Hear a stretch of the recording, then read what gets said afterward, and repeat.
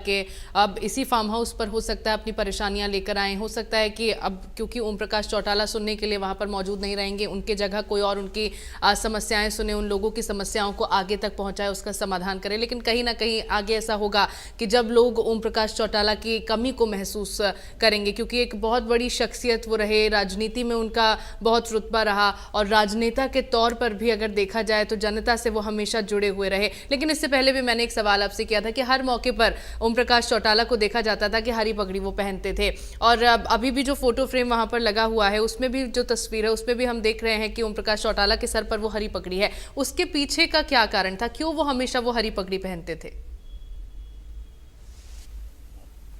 देखिए, हरियाणा की पहचान ही हरे रंग से है, हरियाणा की पहचान कृषि से है, और ऐसे में यही कारण था न केवल ओम प्रकाश चौटाला बल्कि उनके पिता ताऊ देवीलाल, जो कि भारत के उप प्रधानमंत्री भी रहे, पूर्व में उप प्रधानमंत्री भी ताऊ देवीलाल रहे, उन्होंने भी हरी पगड़ी पहनी थी। और उसके बाद ओम प्रकाश चौटाला अक्सर हरी पगड़ी में, आपको वो तस्वीरें भी दोबारा हम चर्चाओं के साथ दिखाना चाहेंगे।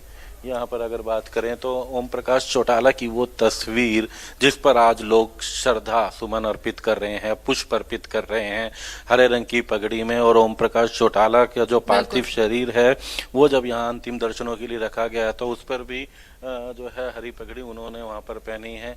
तो ये एक पहचान भी ओम प्रकाश चौटाला की थी, और कहीं ना कहीं इससे जुड़े गीत भी थे हरी हरी पगड़ी वाले की, इस तरह के तमाम गीत भी इनके यहाँ पर थे ओम प्रकाश चौटाला से जुड़े हुए, और इंडियन नेशनल लोकदल की एक बड़ी पहचान भी रही। लेकिन ये हरियाणा का रंग, हरियाली का, किसानों का, उससे जुड़ा था। और ओम प्रकाश चौटाला चूंकि खासकर जो मुद्दा है वो ग्रामीणों का, किसानों का मुद्दा ज्यादा उनका रहता था, तो इसलिए शुरुआत से न केवल ओम प्रकाश चौटाला बल्कि ताऊ देवीलाल, भारत के पूर्व उप प्रधानमंत्री जो कि ओम प्रकाश चौटाला के पिता थे, वो भी हरी पगड़ी में रहा करते थे। और उनके बाद अब आप देखेंगे ओम प्रकाश चौटाला की ये तस्वीर, अक्सर उन्होंने हरी पगड़ी में ही रहा करते थे। और आज उनके अंतिम दर्शनों के लिए जो अगर बात करें, तमाम लोग यहाँ पर पहुंच रहे हैं, परिवार के लोग यहाँ पर मौजूद हैं, उनसे मुलाकात कर रहे हैं।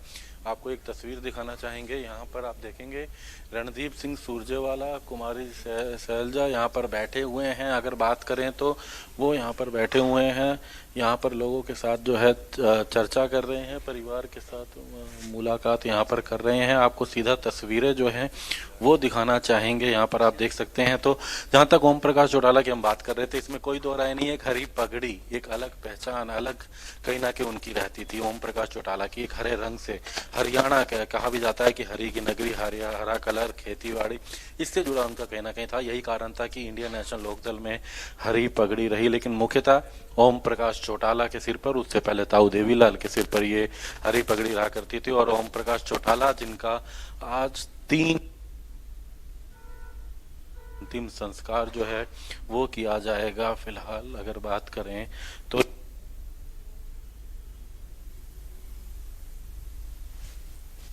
पर पहुंच रहे हैं, और ये भीड़ भी आप देखेंगे। और ना केवल यही, ओम प्रकाश चौटाला का एक स्नेह दिखाना चाहेंगे कि उनके कुछ समर्थक हैं वो भी हरे रंग की आपको पगड़ी में नजर आएंगे। कई उनके ऐसे कार्यकर्ता होंगे जो हरे रंग की पगड़ी में नजर आएंगे। एक पहचान के तौर पे इंडियन नेशनल लोकदल के साथ तमाम लोग जो हैं यहाँ पर आज पहुंच रहे हैं ओम प्रकाश चौटाला के अंतिम दर्शनों के लिए, ओम प्रकाश चौटाला को श्रद्धा सुमन यहाँ अर्पित करने के लिए।